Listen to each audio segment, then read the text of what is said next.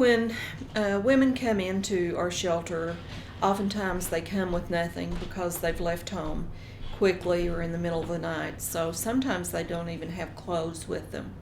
So our shelter provides everything that they might need, from clothing, shoes, personal hygiene items. Most women are seeking emergency assistance. They have no family, perhaps, or they just feel like coming to a domestic violence shelter is much safer for them and their children. We have a lot of success stories. We do a 3-month follow-up with our clients when they leave shelter. So we encourage them to stay in touch with us, and we've had some wonderful success stories. One that comes to mind recently was a young woman who was with her batterer since she was 13 years old.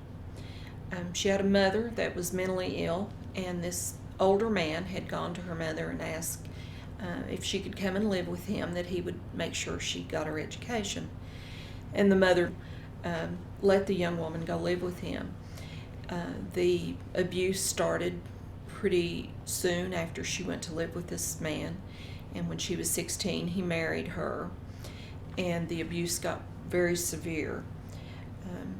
She stayed with him until she was 23, and then she got to a neighbor one night after a severe beating who helped get her here to the shelter.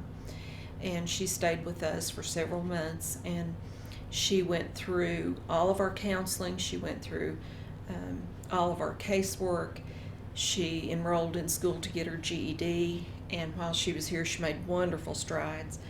And she just got to the point where she was determined not to lead that kind of life any longer. Sometimes women come to shelter and only need to be here until their protective orders are filed, and then it's safe for them to go home.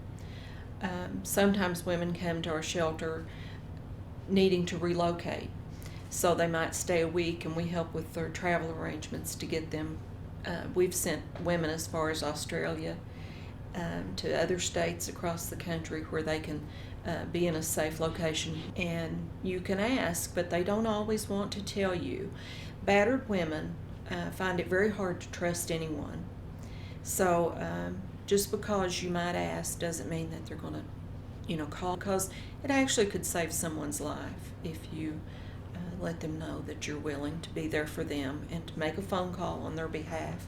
Is there anyone you would like for me to call, or is there any place I can take you to today that would be safe for you to go? Every case is different. There's no cookie cutter image of a domestic violence victim.